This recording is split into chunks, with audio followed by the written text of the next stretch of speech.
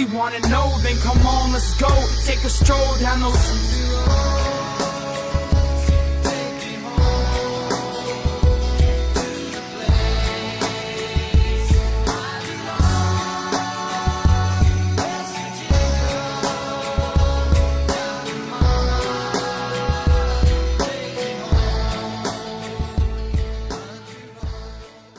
What's happening, everybody? Welcome into another edition of the Country Roads Webcast, brought to you by Trio 4 Productions.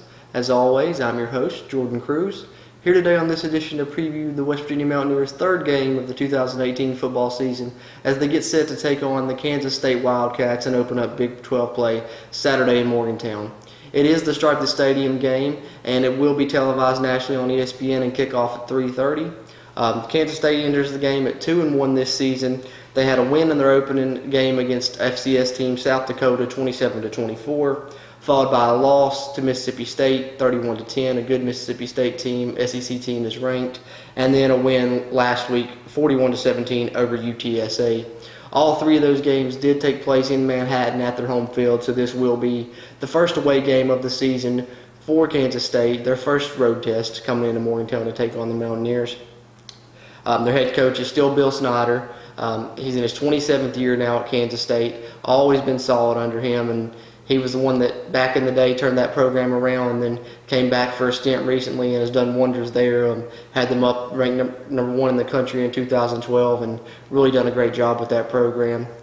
Coordinator-wise, they actually are breaking in a couple new coordinators this year, but they still do keep continuity within the program as both of these coordinators have been around the Kansas State program for a long time and don't really do anything different than what they've done in the past offensively and defensively. Offensive coordinator, they now have Andre Coleman, and defensive coordinator is Blake Sealer. As far as the all-time series between Kansas State and West Virginia, Kansas State currently holds a lead in that, sitting at 5-3, including 4-2 since WVU joined the Big 12 back in 2012. But West Virginia's two wins have both come consecutively in the past two seasons as they finally broke through and beat Kansas State in 2016 and then followed that up with another win last season. Up until 2016, Kansas State and Oklahoma were the only two teams that the Mountaineers had not beaten yet since joining the Big 12 Conference, and they changed that season, finally getting over on Kansas State, and still have yet to beat Oklahoma, but hopefully we'll see that come soon. And ever since that first victory of Kansas State, it seems like it may have gotten them over the hump as they followed that up with another one last year, so 2 in a row over Kansas State. All these contests have been very close versus Kansas State, with the exception of the first two seasons. I mentioned in 2012, Kansas State was ranked number one in the country, and they beat West Virginia solidly that year and the next year. But ever since then, the games have been very close. If you look back to 2015, Kansas State won that game by 1 point, 24-23. And then 2016, West Virginia returned that by getting a 1 point victory of their own, beating Kansas State 17-16. Before last year in Manhattan, beating Kansas State 28-23 in a good game. The Mountaineers put up 28 points in the first half, didn't score in the second half, but their defense got the job done and led them to the 28-23 win over Kansas State. So as you can see, all these games have been very close. Early on, Kansas State, I mentioned in the first two, beat West Virginia pretty solidly. Then West Virginia narrowed that gap to 1 point loss before switching it to a 1 point victory, and now it's kind of seems to be swinging in West Virginia's favor as they went from a 1 point victory to a 5 point victory. And hopefully they can continue that pattern this year and increase their victory margin even more, as they are favored in this game by 14 points at the time of this recording.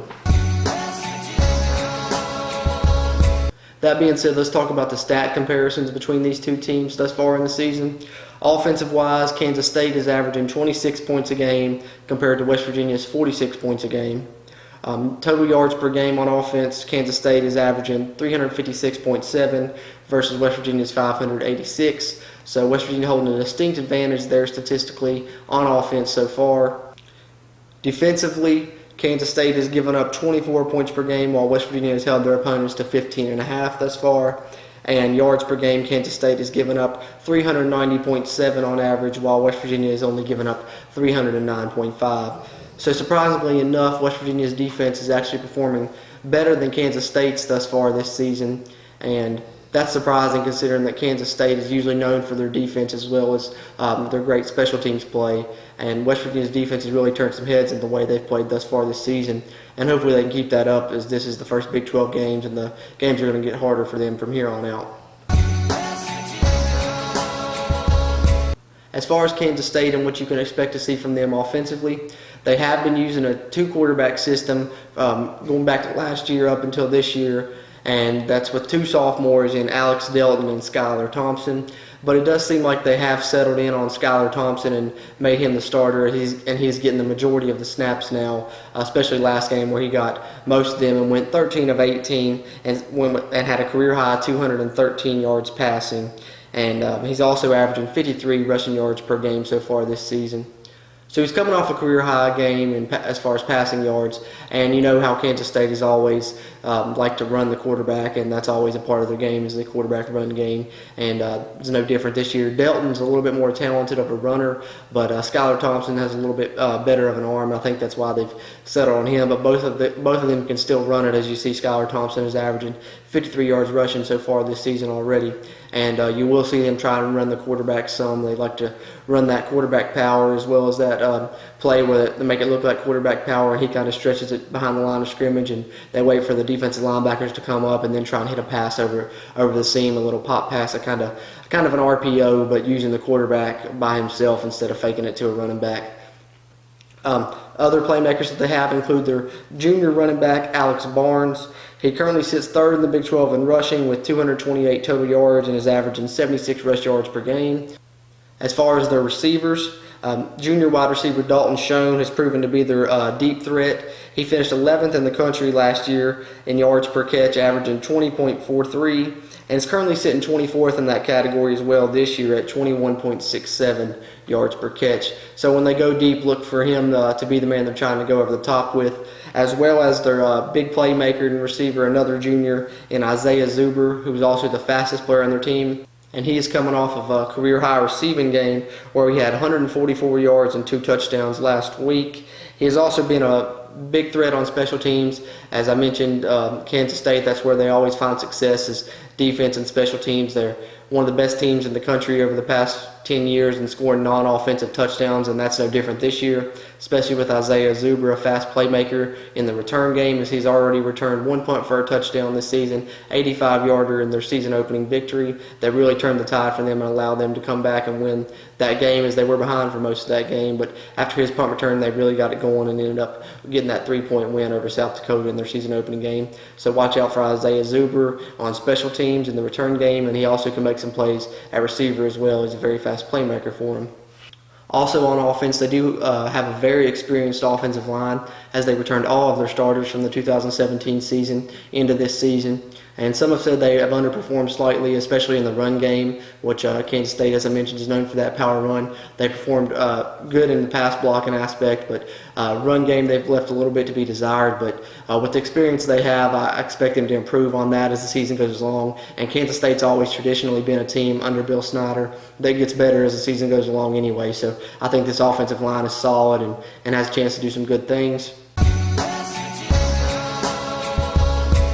As far as what you can expect to see from Kansas State defensively, it's much of the same as what they usually do. They're still using the 4-3 despite the new defensive coordinator, but the one thing that has been slightly different under the new defensive coordinator is they're showing a tendency to be more aggressive and blitz more, as well as using more man coverage than in the past and taking some chances in the back end.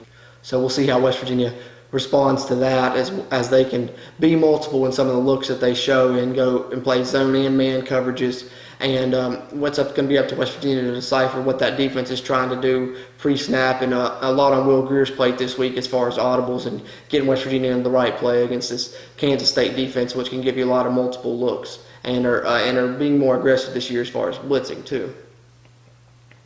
Unfortunately for Kansas State defensively, it looks like they will be shorthanded on that side of the ball for this game. They're going to be missing their starting junior strong safety, Denzel Goolsby.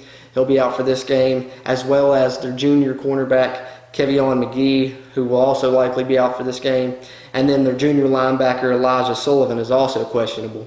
So that may hurt them, especially going up against this West Virginia offense. And Bill Snyder has said, especially with the guys that are going to be missing in the secondary with their strong safety and one of their corners being out, who was already a reserve corner, I believe, that this is the worst possible scenario, or the worst team you would want to be shorthanded in the secondary going up against, talking about West Virginia.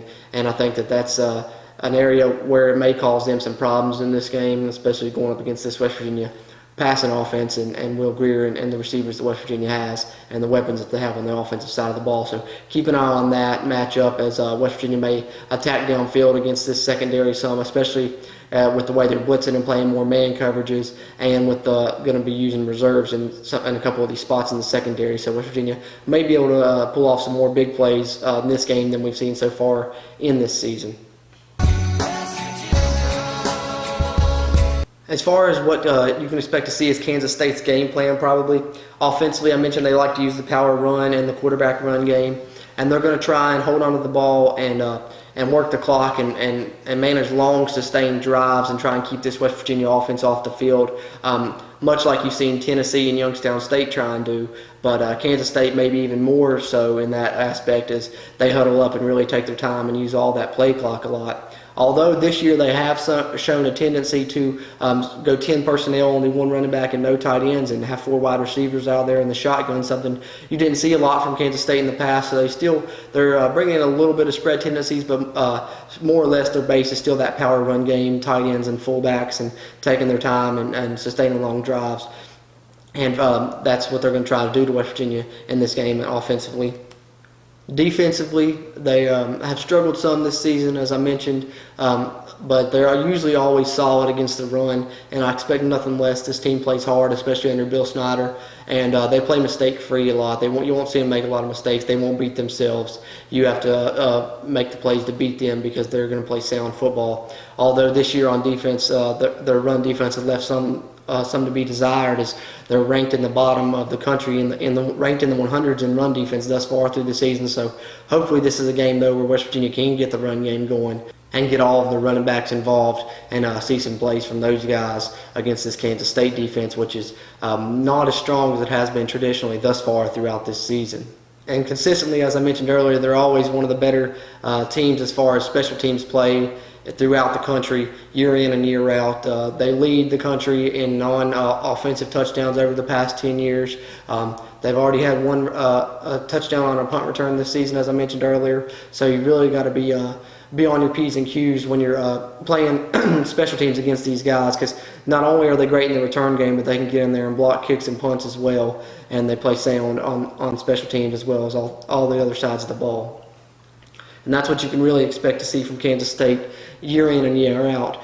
Despite not having as much talent as some teams, they still perform well because they play really hard for Coach Snyder, and Coach Snyder teaches them to play mistake-free, and they won't beat themselves, as I mentioned a little bit earlier. You don't see a lot of penalties from Kansas State traditionally, and a lot of mental mistakes.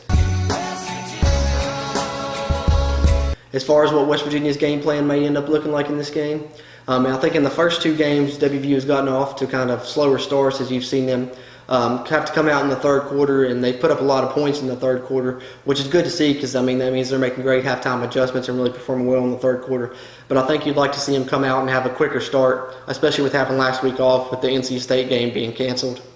And especially against this Kansas State team, I mentioned they want to sustain drives and keep the game close, and they're not a team that's built to come from behind. So if you can really get off to a hot start and get up on them early and have them down 14, 17 points, something like that, they're not a team that's really built to come back from that. They're going to have to go against their tendencies to try and come back from that, and that's when I think you can maybe force them into some mistakes. Also, I think that it's very important for West Virginia in this game to not make very many mental mistakes. I mentioned earlier, Kansas State's always sound in that aspect. They're technically sound, they tackle well, they don't commit a lot of penalties.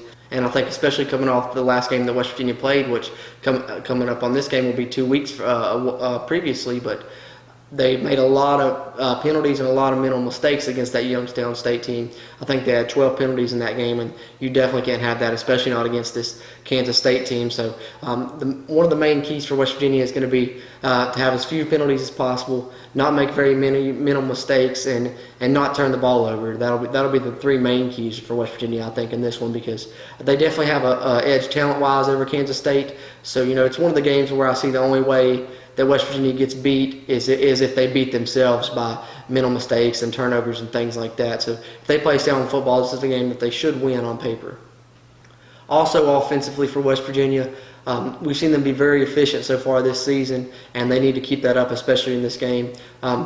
In the press conferences this week leading up to the game, we heard Jake Spavital mention that this game last year is kind of the game that sparked the talk of the offense needing to be more efficient, because last year in Kansas State, as I mentioned earlier, West Virginia scored 28 points in the first half and then none in the second half, so it was really boom or bust.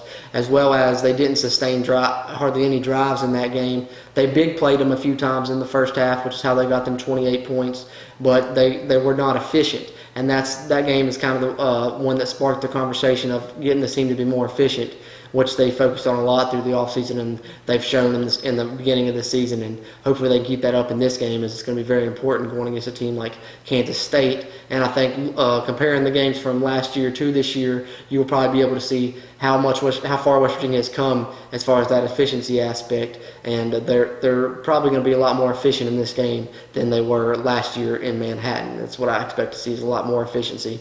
West Virginia's converted 60% of the third downs. They're 100% scoring rate in the red zone, only a couple field goals. I think they're 67% touchdowns in the red zone maybe, and so 100% scoring rate in the red zone is fantastic. Can't be any more efficient than that, and hopefully they keep that up in this game against a good Kansas State team. As far as on defense, West Virginia is going to need to stop the run first. That's going to be their main priority, is stopping the run. Watch out for the quarterback runs and that little RPO pop pass they like to use with the quarterback. If they stop the run and don't allow Kansas State to have some of these long sustained drives and possess the ball for a long time like they're going to want to do, I think they'll be just fine. The main thing for them is stopping the run, forcing Kansas State to pass more than they'd like, and getting that Kansas State offense off the field on critical downs, on third downs and on fourth downs if that's the case. And then I mentioned a little bit earlier, as a whole, the main thing for West Virginia is just to remain focused and not commit a lot of mental mistakes, because that's what you're going to expect to see from Kansas State, is a technically sound team that's not going to make a lot of mental mistakes, not going to commit penalties, and they're going to tackle well. And West Virginia needs to have that same type of aspect and same type of focus going into this game. That, as well as getting off to a fast start, which I mentioned earlier, and forcing Kansas State to play behind and not letting them really play the game that they want to play.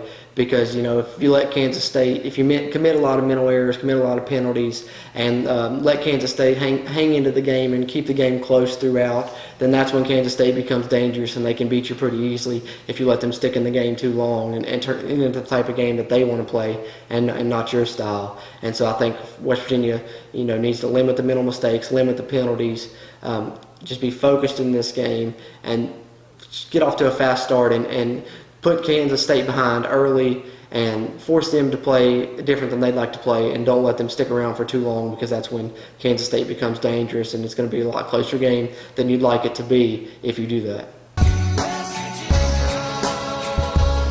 As far as my prediction for this game, I think West Virginia will come out hungry and ready to play. You've heard some talk about with the extra unexpected bye week, if they may come out slow. I think it could go either way. They could come out ready to play and playing really fast and hungry early, or they come out slow and off to a slow start. But I think that this team, especially with the maturity level that they have and the experience that they have throughout the whole team, they're gonna remain focused, and they're gonna use that to their advantage, whether instead of it being a disadvantage to them and making them come up to a slow start. I think they got extra prep time for this game. I think that they're going to be ready for what Kansas State's trying to do, and they're going to know how to attack them on defense and as well as on offense. And as I mentioned, it's going to be a big game for Will Greer, but I expect that he's been in the film room a lot leading up to this game, and that he's going to know what to recognize on these Kansas State defensive fronts and their alignments, and kind of know what's coming. And it's going to be a big game for him audible-wise, and checking West Virginia into the right play at the line of scrimmage. And I think he's going to do a good job of that and get West Virginia into the right play, and you're going to see a much more efficient game versus Kansas State than you did against them last year, and it's not going to be all big plays or 3 and outs. I think you'll see West Virginia sustain some drives. Although Kansas State will probably limit their possessions, this will probably be a game where you see West Virginia only have the ball 10 possessions or maybe even a little less than that. But I think that West Virginia has a team and has had enough preparation to be able to be successful in those limited number of possessions and still put up a lot of points on this Kansas State team, especially with what Kansas State's going to be missing in the secondary. I think that that's going to hurt them, as well as Kansas State has not been strong as they traditionally are against the run. And I think West Virginia is going to get the run game going again, and then that's going to set up play action.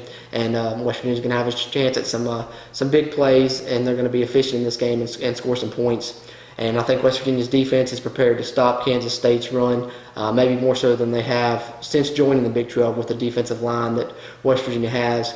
I think that you'll see some 4-down lineman looks a lot in this game with how Kansas State likes to run the ball and running that 4-2-5 a little bit. I think that Giovanni Stewart will still play, but I think you'll see Shea Campbell a lot in this one as he's bigger and a little bit stronger and with what Kansas State likes to do offensively with that power run game.